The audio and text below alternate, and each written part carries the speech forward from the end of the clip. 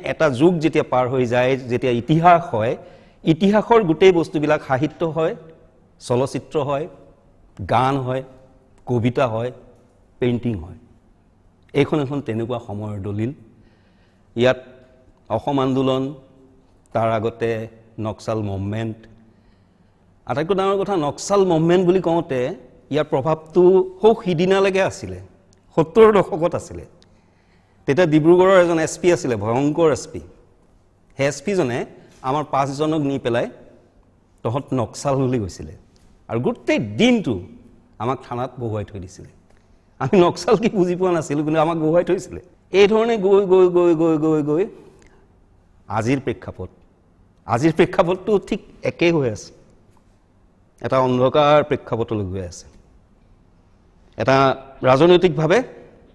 হে একেটা কাৰবাৰে হৈ আছে